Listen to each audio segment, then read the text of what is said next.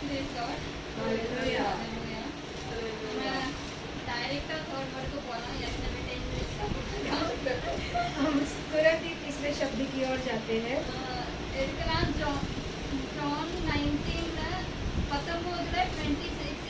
19:26 यूहन्ना का किताब उसका 19वां अध्याय में 26 और 27वां वचन யோவான் 19வது அதிகாரத்துல 26 27வது வசனத்தை வாசிக்கலாம். அப்பொழுது இயேசு நம்முடைய தாயையும் அருகே நின்ற தமக்கு அன்பாயிருந்த சீசனையும் கண்டு தம்முடைய தாயை நோக்கி ஸ்திரியே அதோ உன் மகன் என்றார். ஸ்திரியே அதோ உன் மகன் என்றான். பின்பு அந்த சீசனை நோக்கி அதோ உன் தாய் என்றார். அதோ உன் தாய் என்றார். அந்நேரம் முதல் அந்த சீசன் அவரை தன்னிடமாய் ஏற்றுக்கொண்டான். अनेरा मुदर अंदसीशन आवने तनिडमा एचुकोंडान. हिंदी में भी अगर कोई पढ़ सकता है तो यूहन्ना का किताब उसका 19वां अध्याय में 26 और 27वां वचन को अगर कोई पढ़ सकता है. यूहन्ना 19 में 26 और 27वां वचन. जब यीशु ने अपनी माता और उससे चले तो चेले को जिसने वह प्रेम रखता था खड़े देखा तो अपनी माता से कहा हे नारी देख यह तेरा पुत्र है. तब उसने चेले से कहा यह तेरी माता है. और उसी समय से वह चेला उसे अपने घर ले आया. இப்போ இதுல பார்த்தா நம்ம ஒரு மனுஷனா நம்ம பிறந்தோம். அப்போ நம்மளுக்குன்னு சில ரெஸ்பான்சிबिलिटीज நம்மளுக்குன்னு சில கடமைகள் இருக்கு. तो यहाँ पर हम पढ़ते हैं कि जब हम इस संसार में जब हम पैदा होते तो हमारे ऊपर भी कुछ प्रकार की जिम्मेदारियां होती है.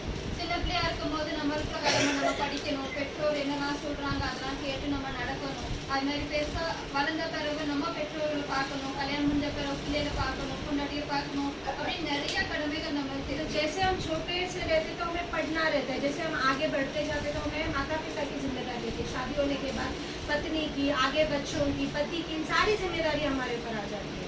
இதே டைம்ல நம்ம இயேசுவை பார்த்தா இயேசுக்கு அது மாதிரி ரெண்டு கடமைகள். ஃபர்ஸ்ட் அவர் पिताவோட மகனா இருக்கிறாரு. तो यहाँ पर हम देखते हैं कि यहाँ पर यीशु मसीह के पास भी कुछ जिम्मेदारी आती है. पहला वो है कि वो उस पिता का बेटा है. ரெண்டாவது வந்து அவர் மனுஷ ரூபத்துல இருக்கிறாரு, மரியாதையோட ஒரு மகனாக இருக்கிறாரு. அப்போ அவருக்கு ரெண்டு கடமைகள் இது ஃபுல் பண்ண வேண்டியது இருக்கு. तो यहाँ पर हम देखते हैं कि उसको दोनों जिम्मेदारियां निभानी है कि जो अपनी माता मरियम है, जो उस पृथ्वी में उसने शरीर के रूप में जब उसने पैदा हुआ, उसकी माता मरियम की जिम्मेदारी भी उसी के ऊपर थी. दोनों जिम्मेदारियां पूरी करनी.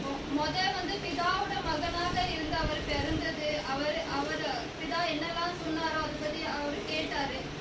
அது கேட்டுட்டு அவர் சிலுவையின் மரணத்தை கூட அவர் வேண்டான்னு சொல்லாம ஏற்றுக்கொண்டாரு.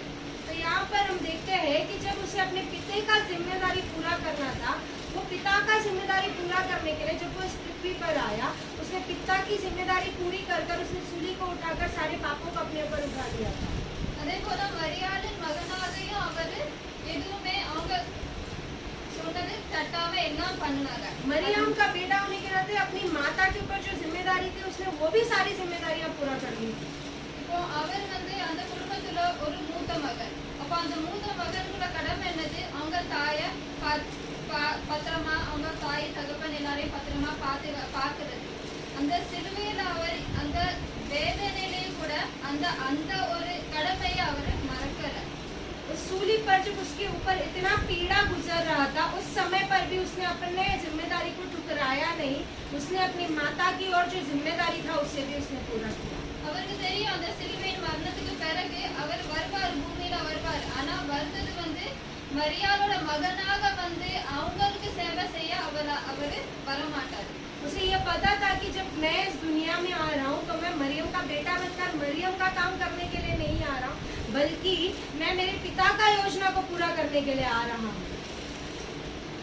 அப்போ இப்போ அவங்கள விட்டா, இப்போ இயேசுவை விட்டா மரியா பார்க்கறதுக்கு இப்போ யார்? அவங்களுக்கு நிறைய சகோதரர்கள் சகோதரிகள் இருந்தாங்க, அப்படி பைபிள்ல சொல்லியிருக்கு.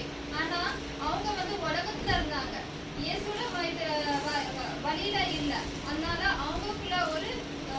பைபிளை வந்து அவங்க ஒப்பு கொடுத்தாங்க. இதோ உன் தாய் அப்படின்னு அவங்ககிட்ட ஒப்பு கொடுத்தாங்க. तो यहाँ पर हम देखते हैं कि मरियम के पास उसके बहन या भाई बहुत सारे रिश्तेदार थे, लेकिन जो बड़ा बेटे का जिम्मेदारी जो यीशु मसीह के पास था वो निभाने के लिए कोई नहीं था। तो उसने अपने इकलौता जो उसका प्रिय चेला था उसे लेकर कहता है कि ये तेरी माँ है करकर उसके पास अपनी माँ को सौंप देता है। இப்ப இந்த வசனத்துல நம்மளுக்கு என்ன தெரியும்? இந்த வார்த்தை கடவுள் சொன்னது நம்மளுக்கும் நிறைய ரெஸ்பான்சிபிலிட்டிஸ் இருக்கு, நம்மளுக்கும் நிறைய கடமைகள் இருக்குது. இந்த உலகத்துல நிறைய கடமைகள் இருக்கு. அதை நம்ம என்னைக்குமே மறக்காம நம்ம வந்து அதை ஃபாலோ பண்ணணும். तो हमें ये बात इस वचन से सीख मिलती है कि हमारे ऊपर भी कई सारी जिम्मेदारियां हैं। हर एक के प्रति हर एक परिवार में या हर जगह पर हमारे ऊपर बहुत सारी जिम्मेदारी है। उन सारी जिम्मेदारियों को हमें निभाना है। நம்ம நிறைய இடத்த பார்க்கிறோம். நம்ம சில கஷ்டங்கள் வந்து தாய் தகப்பனை விட்டுட்டு தூரம் போய் அவங்கள பார்க்கறதுக்கு கூட ஆள் இல்லாம நிறைய இதுல இருக்கு. அப்படி எதுவுமே நம்ம பண்ணக்கூடாது. கர்த்தருடைய வழிகளை நம்ம நடக்கணும்னா இதுவும் ஒரு இதுதான். வெறும் பைபிளை பிடிச்சிட்டு நான் கர்த்தருடைய வழியில தான் நடக்கிறேன், நான் இதுதான் பண்றேன்னு நிறைய பேர் இருக்காங்க. அவங்க ஃபேமிலியை பார்க்காம அப்படியும் இருக்காம நம்ம உலகத்தையும் நம்மள கர்த்தர் படைச்சிருக்காருன்னா நம்மளுக்கு ஒரு குடும்பத்தை கொடுத்திருக்காருன்னா நம்மளும் அந்த குடும்பத்தையும் பார்க்கணும்ன்றதுதான் இது ஒரு உதாரணம். तो यहाँ पर परमेश्वर ये शब्द को इसके द्वारा दर्शाता है कि ऐसा नहीं कि मैं बोलूँ कि मैंने वचन ले लिया, मैं परमेश्वर की इच्छा पूरी करूँ, परमेश्वर का आज्ञा पालन करूँ, ये सब कहते हुए मैं अपने जो संसारिक जिम्मेदारियों से दूर हटकर हूँ। हर एक के प्रति जो जिम्मेदारी है उसे हमें पूरा करना, अपने माता पिता रहने दे, अपने भाई बहन रहने दे, सबके प्रति अपनी सारी जिम्मेदारियों को पूरा करते हुए जाना है। இப்படி இயேசு வந்து மனுஷ ரூபத்துல இருந்ததுனால மனுஷனா நம்மள எல்லா காரியங்களையும் செய்தாரோ, அதே மாதிரி பிதாவுடைய மகனாக இருந்ததுனால அவரு பிதா கூட ஒரு இது ரெஸ்பான்சிபிலிட்டின்னு ஒரு கடமைகளையும் அவரு நிறைவேற்றினார். तो हम यहाँ पर देखते हैं कि जैसे उसने अपने माता की और अपनी जिम्मेदारी पूरा की, वैसे अपने स्वर्गीय पिता की और की सारी जिम्मेदारियों को भी उसने पूरा किया था। அதே போல நம்ம இயேசுவோட பிள்ளைகள், நம்ம பிதாவோட பிள்ளைகள். அப்போ நம்மளுக்கும் பரலோக ராஜ்யத்துல இருந்து நம்மளுக்கும் நிறைய கடமைகள் உண்டு. அந்த கடமைகளையும் நம்ம இது பண்ணணும். வேதம் ஜெபம் பண்றது, பைபிள் வாசிக்கிறது, இது ஒரு கடமைனா நம்மளை தேர்ந்தெடுத்தது எவ்வளோ பேர் இருக்காங்க. அவங்க வந்து மத்தியில நம்மளை ஏன் தேர்ந்தெடுத்தார், நம்மளை ஏன் பிரிச்சு கொண்டு வந்தார் அவர்? ஏன்னா நம்மளுக்கும் சில கடமைகள் அவர் கொடுத்திருக்காரு. எங்க போனாலும் நம்ம எங்கேயும் போனாலும் நம்ம ஒரு சாட்சியா வாழணும். நம்ம போற இடத்துலலாம் அவங்க இருக்கிறவங்களுக்கு தெரியணும். நம்ம சொல்ல வேண்டாம் நான் கிறிஸ்துவேன் நம்ம சொல்ல வேண்டிய அவசியம் இல்லை. நமக்குள்ள நம்ம பேசுற வார்த்தைகள், நமக்குள்ள நடக்கிற விதம் எல்லாத்தையும் நம்மளுக்கு தெரியும். இந்த பையன் இந்த பிள்ளை கண்டிப்பா கிறிஸ்துவ பிள்ளையா தான் இருக்க முடியும்னு அப்படி தெரியும். நம்ம வாழ்க்கை ஒரு எக்ஸாம்பிளா இருக்கணும் எல்லாருக்கும். அவங்க வந்து நம்ம மூலியமா கிறிஸ்துவ தெரிஞ்சுக்கணும்னு ஒரு இது வரணும், ஏக்கம் வரணும்.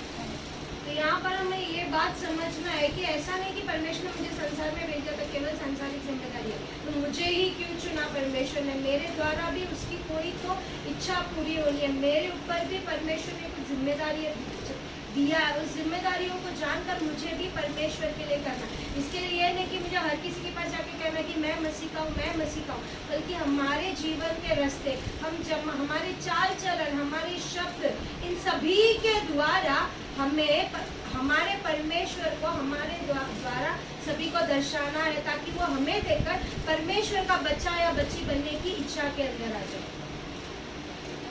இந்த வார்த்தை இருக்கலாம், அந்த வார்த்தையை வந்து கடவுள் நம்மளுக்கு நிறைய விஷயங்கள் காண்டி கொடுத்திருக்காரு, ஒரு முன்னுதாரணமா கொடுத்திருக்காரு. ஆனா இதே வார்த்தையை வந்து தவறாக புரிஞ்சு கொள்ளவங்களும் இருக்காங்க. எல்லாருக்கும் தெரியும், அதனால நான் சொல்லல. இயேசுதான் நம்மளுக்கு மரியாதை கொடுத்திருக்காங்க, அதனால நாங்க மரியாதை வணங்குறோம், அவங்கள நாங்க வழிபடுறோம் அப்படின்னு சொல்றவங்களும் நிறைய பேர் இருக்கிறாங்க இந்த இடத்துல. அப்போ இதுல வந்து அது அப்படி இல்லைன்னு சொல்லதுக்காண்டி நான் உங்களுக்கு 2 வசனத்தை கொடுக்கேன். ஒண்ணு வந்து மத்தேயு 18வது அதிகாரத்துல 20வது வசனம். तो यहाँ पर हम देखते हैं कि मरियम के द्वारा ही मेरे लिए हमारे लिए एक बेटा मिला है कर कहने के लिए बहुत सारे लोग हैं, इसलिए हम मरियम की आराधना करते हैं कर कहते हैं। तो मैं आपको बताना चाहती हूँ कि ये कारण नहीं है। बाइबल से हम एक वचन को पढ़ेंगे, मत्ती का किताब 18 अध्याय में 20वां वचन को जरा कोई मेरे लिए पढ़ सके तो। एक ஏனெனில் இரண்டு பேராவது மூன்று பேராவது என் நாமத்தினாலே எங்கே கூடியிருக்கிறீர்களோ அங்கே அவர்கள் நடுவில் இருக்கிறேன் என்றார். हालेलुया। हिंदी में कोई पढ़ सकता है तो मत्ती का 18वां अध्याय का 20वां वचन। क्योंकि जहाँ दो या तीन मेरे नाम का इकट्ठा होते हैं वहाँ मैं उनके बीच में होता हूँ। क्योंकि जहाँ 2 या 3 मेरे नाम पर इकट्ठा होते हैं वहाँ मैं उनके बीच में होता हूँ।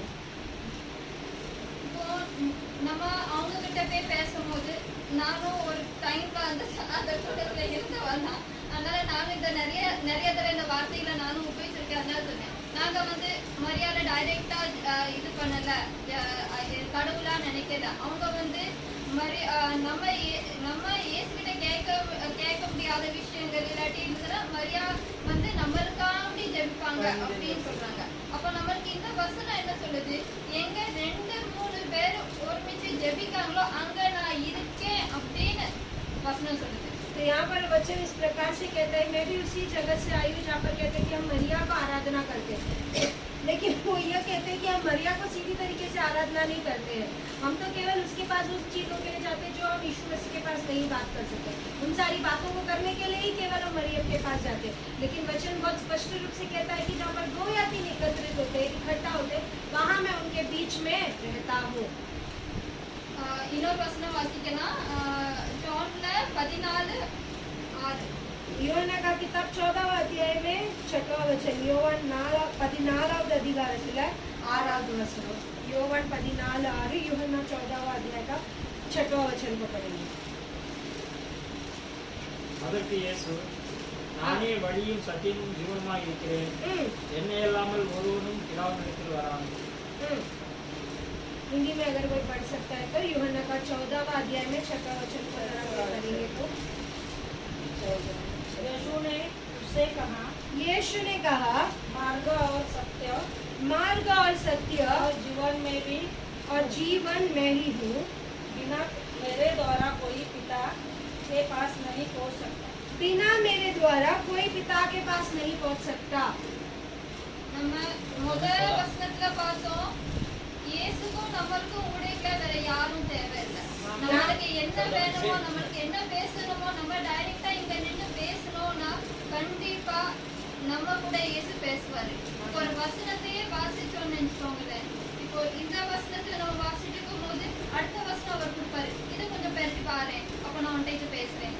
அந்த வசனம் வாசிக்கும் போது அடுத்த வசனத்தை கொடுப்பாரு. இப்ப நம்மளுக்கு என்னெல்லாம் தேவையோ, நம்மளுக்கு என்ன டவுட்டா இருந்தாலும் சரி, என்ன கன்ஃபியூஷனா இருந்தாலும் நம்மளுக்கு ஒரே ஒரு தீர்வு தான், நம்மளுக்கு ஒரே ஒரு ஆன்சர் தான். அது இயேசு அது பேசுறது வந்து வசனத்துக்கு மூலியமா.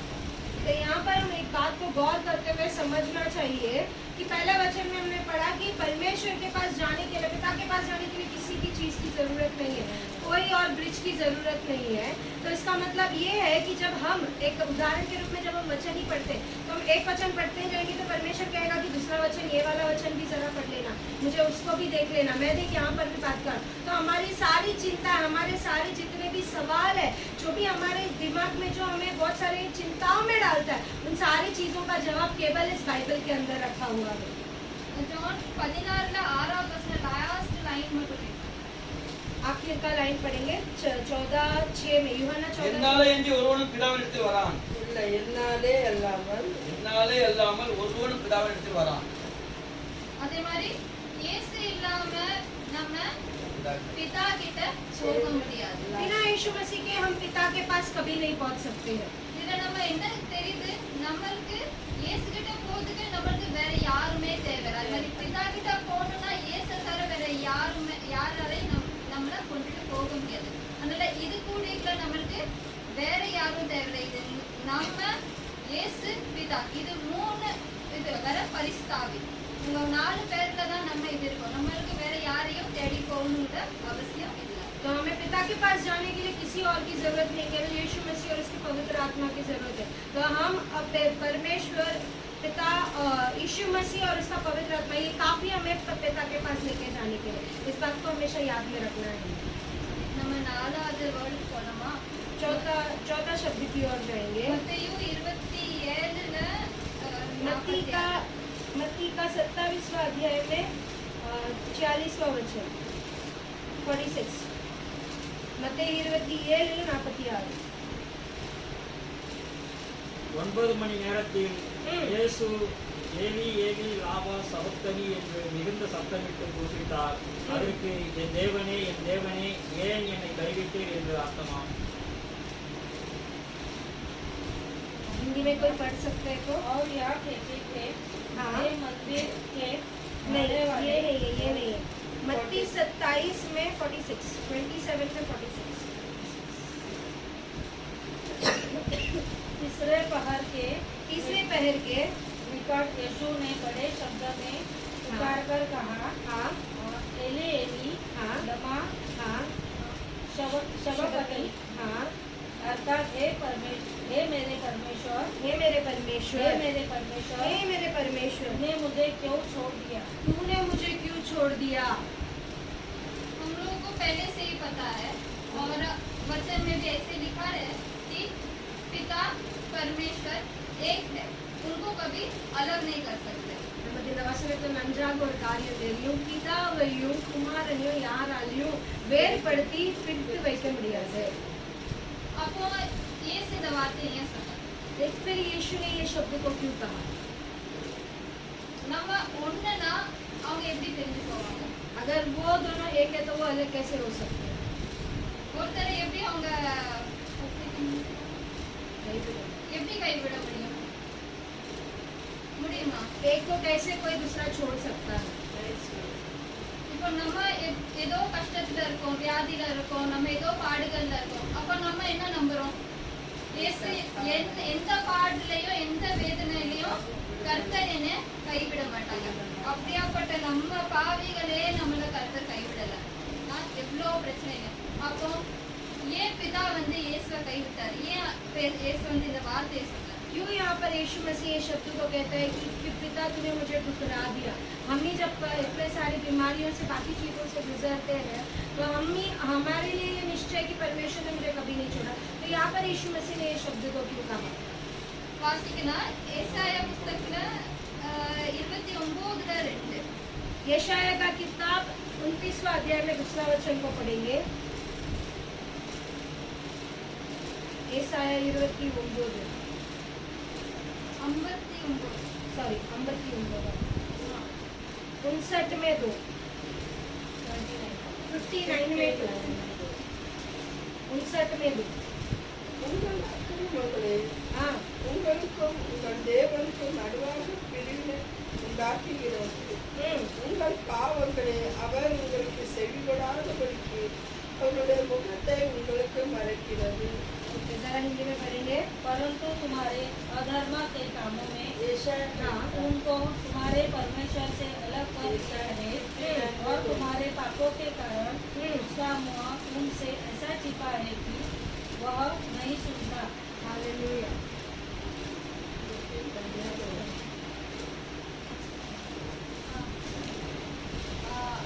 இதுல இப்போ இயேசுதான் ஒரு பாவமே பண்ணலையே. यहाँ அந்த पर வசனத்துல परमेश्वर ने कोई अधर्म नहीं किया है. வசனத்துல என்ன எழுதிருக்குது? अच्छा கிரமங்களே நம்ம பாவங்கள்னால நம்மளுடைய பிதாவுடைய முகம் மறைக்கப்படுது. மறைக்கப்பட்டிருக்கிறது. இப்போ இயேசுதான் ஒரு பாவமே பண்ணலையே. ஏன் அவர் முகத்தை மறைஞ்சிச்சு? ஏன் அவர் கைவிடணும்? क्यों यीशु ने तो कोई अधर्म नहीं किया था, तो क्यों यीशु मसीह को लगा कि अपने पिता ने उसे छोड़ दिया है या त्याग दिया है? நம் இப்போ இயேசு வந்து சிலுவையில அடிக்கப்பட்டது எதனால? நம்ம பாவங்களுக்காக, நம்ம செய்த அக்கிரமங்களுக்காக.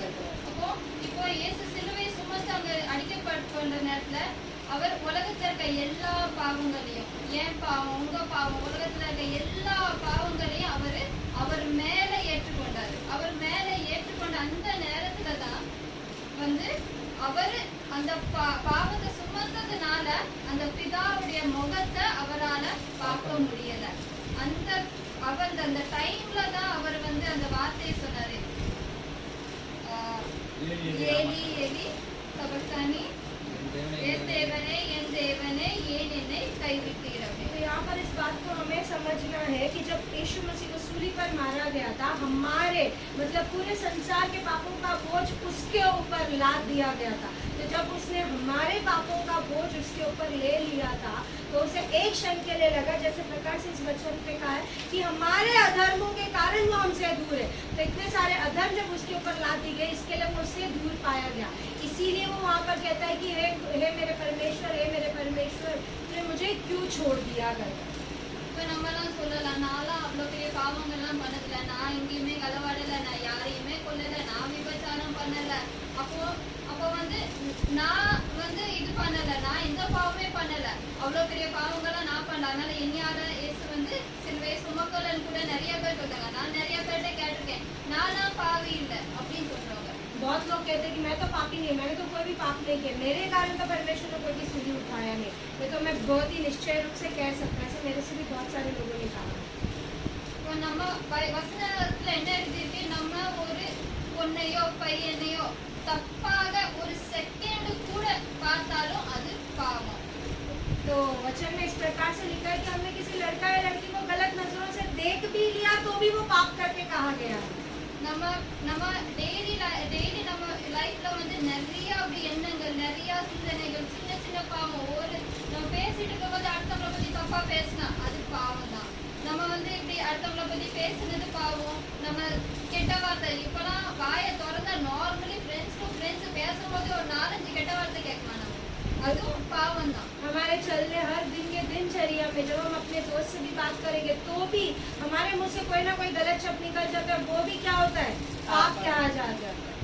கர்த்தர் நம்மளுக்காண்டி ஒரு வழியை வச்சிருக்காரு, அந்த வழியை விட்டுட்டு நம்ம இல்ல எனக்கு இது வேண்டாம், இது கொஞ்சம் கஷ்டமா இருக்கு அப்படின்னு சொல்லிட்டு நம்ம இந்த வழியா போனா கூட அது ஒரு பாவம்। ஏன்னா அது ஒரு மீறுதல், கர்த்தர் கொடுத்த இதுல இருந்து ஒரு நம்ம மீறி போறோம்। तो जब हम परमेश्वर के गए जाने वाले रास्ते को छोड़कर जब हम दूसरे रास्ते पर जाते हैं तो वो भी हमारी एक गलती है, वो भी हमारे लिए एक पाप ही है, क्योंकि हम परमेश्वर के विरुद्ध जाकर एक काम कर रहे हैं। இது எல்லாம் சேர்ந்துதான், இது எல்லாத்துல இருந்து நம்ம விடுதலை பெறணுங்கிறதுக்காக தான் இயேசு அந்த சிலுவையில நம்ம எல்லாருடைய பாவத்தை சுமந்தாரு। इन सारे कारणों के लिए ही यीशु मसीह ने उस सूली को हमारे कारण उठा लिया था। பிதாவையும் மகனையும் இதுவரைக்கும் பிரிக்க முடியாத ஒரு காரியத்தை நம்ம பாவம் செஞ்சது। जो पिता और पुत्र को जो कोई चीज अलग नहीं कर सकता था वो हमारे पाप ने अलग कर दिया था। ஏன் பிதா வந்து அவங்க மகனை கொடுக்கணும், ஏன் வந்து இயேசு வந்து சிலுவையை சுமந்து மரிக்கணும், ஏன் அவங்க அவ்வளவா நம்மளை நேசித்தாங்க, அவ்வளவா நம்மளுக்குள்ள அன்பா இருந்தாங்க। क्यों परमेश्वर ने अपने बेटे को इस संसार के लिए दिया था, क्यों उसने हमसे इतना ज्यादा प्यार किया है। இன்னொரு வசனத்தை வாசிக்கலாம், எசேக்கியேல் 18:20।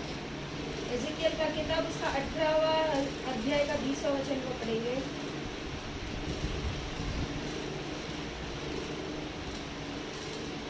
பாவம் செய்கிற ஆத்மாவே சாகும், குமாரன் தகப்பனுடைய அக்கிரமத்தை சுமப்பதில்லை, தகப்பன் குமாரனுடைய அக்கிரமத்தை சுமப்பதும் இல்லை, நீதிமானுடைய நீதி அவன் மேல் தான் இருக்கும், துன்மார்க்கனுடைய துன்மார்க்கமும் அவன் மேல் தான் இருக்கும்। இப்போ இதுல என்ன சொல்லிருக்கு, பாவத்துக்குள்ள தண்டனை என்னது, पाप का जो सजा है वो मौत ही है। அப்போ நம்ம இந்த உலகத்துல எவ்வளவோ பாவங்கள் இருக்குது, इस संसार में बहुत सारे पाप है। அப்படி ஒரு தண்டனை இல்லைன்னா எவ்வளவு பேர் எவ்வளவு பாவம் செய்வாங்க, எவ்வளவு அக்கிரமம் செய்வாங்க, அதுக்கு ஒரு இது ஃபீல் கூட வராது, நான் பாவம் செய்திருக்கேன் அப்படி ஒரு ஃபீல் கூட வராம எல்லாரும் பாவத்தை செய்துட்டே அடிக்கிட்டே போவாங்க।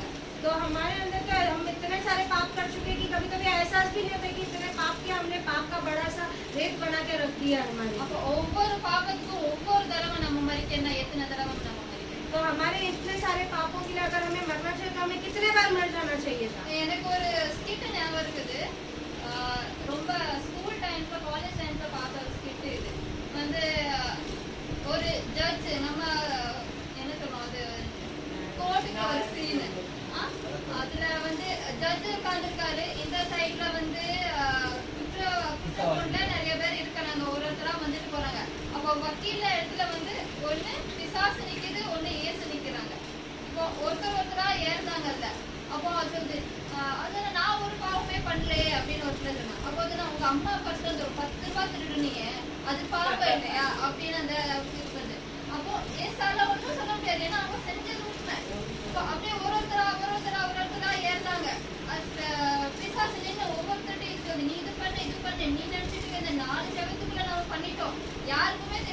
அப்படின்னு.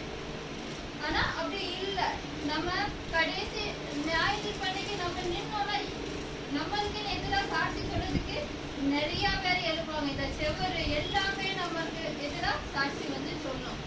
அப்போ அந்த டைம்ல இயேசு வந்து எல்லாரும் முடிஞ்ச பிறகு அவங்க வந்து அந்த வக்கீல்ல இதுல வக்கீலா இருக்காங்க, குற்ற சூழ்நிலை நின்று சொன்னாங்க, இயேசுவே இவங்க எல்லா பாவத்துக்காகவும் தண்டனை எனக்கு தாங்க, உங்க எல்லாருக்கும் விடுதலை. तो मुझे ना एक छोटी सी बात याद आती है जो मैंने मेरे पढ़ाई करते दिनों में देखा था। तो एक कोर्ट का सीन है जहाँ पर एक जज बैठा रहता है और उसके पास वकील खड़े रहते हैं और बहुत सारे लोग हैं। तो हर एक जन आके उस कटघरे में खड़े रहकर अपने अपने पाप को बताते ही जाता है। तो वहाँ पर हम देखते हैं कि एक बेटी आके खड़ी है तो वो कहती है कि मैंने तो कोई पाप नहीं किया। तो वहाँ पर शैतान खड़ा रहकर कहते थे तूने 10 रुपया चोरी किया था ना अपने माँ के पर्स में से, वो भी एक पाप होता है करके। तो इस प्रकार से हर एक का पाप आते क्या। तो शैतान हमें लगता है कि बंद कमरे में हमने कर दिया, किसी ने तो मुझे पाप करते नहीं देखा, लेकिन वचन कहता है कि ये सारी चीजें पत्थर भी हमारे विरुद्ध आकर गवाही देंगे कि हमने पाप किया। तो उन सारे पाप का बोझ यीशु मसीह ने अपने ऊपर ले लिया था, इसलिए आज हमने क्या मिला, हमें सजा नहीं मिलते हुए यीशु मसीह को वो सजा दिया गया है। இப்ப இயேசு அந்த சிலுவையில மரிச்சதுனால தான் இன்னைக்கு நம்ம கான்ஃபிடென்ட்லி நம்ம சொல்ல முடியுது कि நான் வந்து பரலோக ராஜ்யத்துக்கு போவேன், நம்மளுக்கு அந்த नरगम இல்ல.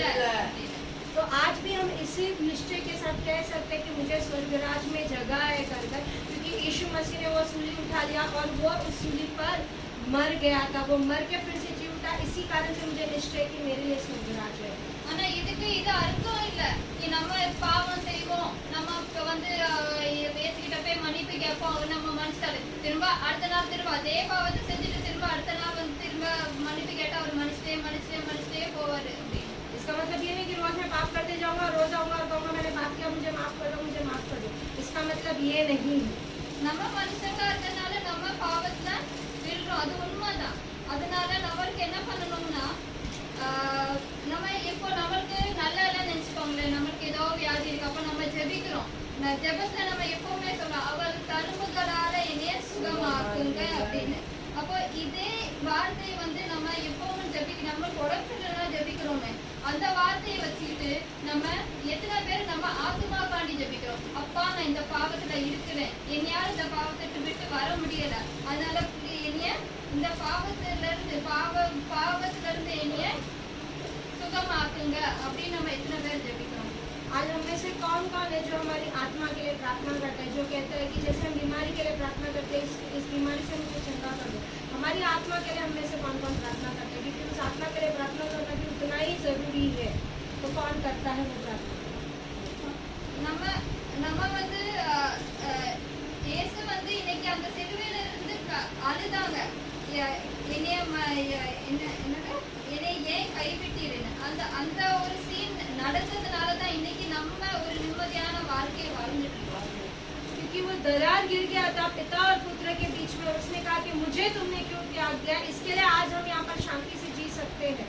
तो हमारा सभी कुछ यीशु ने अपने ऊपर ले लिया है। இப்போ இயேசுக்குள்ள வருகை ரொம்ப சீக்கிரமா இருக்குது, எல்லாரும் பேசுறாங்க, அதனால நம்மளுக்கு தெரியாது எப்போ அவர் வரப்போறாரு. तो हमें नहीं पता है कि जल्दी, परमेश्वर तो बहुत जल्द आने वाला है, कब आने वाला है तो हम में से किसी को भी नहीं पता। நம்ம டெய்லி இப்படி பாவத்தை செஞ்சுட்டு அழுதுட்டு அது திரும்ப போய் அந்த பாவத்தை செஞ்சுட்டு நம்ம இருந்தோம்னா நம்மளால கண்டிப்பா அவருடைய வருகையில நம்மளால போக முடியாது. अगर हम रोज पाप करते रहेंगे तो हम उसके आगमन के समय पे उसके साथ नहीं जा सकते। நம்ம என்னைக்கு இப்படி ரியலைஸ் பண்றோமோ இனியாவது இதை விட்டு வர முடியலன்னு, அப்ப எப்பவுமே நம்ம அந்த சிலுவையின் பாடுகளை பார்த்தா, जब भी हम हमारे पाप करते हैं और जब हम इस सूली के उसके तकलीफ को ध्यान में लेंगे, அந்த சிலுவையின் பாடுகளை நம்ம தினத்தோறும் தினைக்கு வெறும் இந்த குட் ஃப்ரைடே அன்னைக்கு இந்த 40 நாள் உபவாசம் எடுத்து எல்லாரும் ஜெபிக்காங்க, அதனால இந்த 40 நாள் வந்து நம்ம சிலுவையின் பாடுகளை மட்டும் நினைக்காம தினத்தோறும் நம்ம இந்த சிலுவைகள் பாடுகளை நினைச்சிட்டு தியானிச்சுட்டே இருந்தோம்னா இந்த பாவத்துல இருந்து கண்டிப்பா நம்மளுக்கு விடுதலை வரும். तो एक बात हमें समझना है कि गुड फ्राइडे के समय में केवल हमें सूली का अध्ययन नहीं करना, हर रोज हमें करना, और ये एक ही समय नहीं है जिसपे हमें इसको याद करके सोचना, हर रोज कहकर हमें अपने उस आगमन के लिए अपने आप को तैयार करना है। அதை விட்டுட்டு இல்ல நான் பண்றது சரி என்னால முடியல இதுக்கு மேல நான் பண்ண மாட்டேன் இதுல இருந்து எனக்கு முடியல நான் எப்ப மாசம் தானே குடிக்கேன், நான் எப்ப மாசம் தான் சிகரெட் குடிக்கேன், நான் எப்ப மாசம் தான் இதை பண்றேன் அப்படின்னு சொல்லிட்டு நம்ம நின்னோம்னா கடைசி நாள் அந்த 2வது வருகை இல்லாட்டி அந்த ஜட்ஜ்மெண்ட் டே நியாய தீர்ப்பு இந்த நாள்ல வந்து நம்ம ஏசு அழுதது போல நம்ம உட்கார்ந்து பிதா கிட்ட அழ வேண்டிய நிலைமையில நம்ம வந்துருக்கோம். ஏசப்பா இயேசுவே இயேசுவே ஏன் என்னை கைவிட்டீரே நம்ம சொல்லாம இருக்கிறதுக்கு நம்ம அப்படி நான் இயேசு கூட இயேசு நினைச்சு எந்த சிலுவை பாடுகளை நினைச்சிட்டு நம்ம தினந்தோறும் வாழணும். तो यहाँ पर हमें एक बात को समझ लेना है कि जैसे पिता ने आज अपने यीशु मसीह ने अपने पिता से कहा कि तूने मुझे क्यों त्याग दिया। अगर हम भी रोज पाप करते रहेंगे, हम एक ही दिन तो किया परमेश्वर, एक ही दिन तो मेरे से गलती हुआ, ये कहते हुए जब उसका राज्य उसका आगमन आएगा या जब हम न्याय के दिन में खड़े हो जाएंगे, जैसा यीशु मसीह उस दिन हमें भी जाके रोना पड़ेगा कि परमेश्वर तुमने मुझे क्यों त्याग दिया। वो दिन नहीं देखना तो आज से ही हमें उसकी तैयारी में लगते रहे। Hallelujah, hallelujah.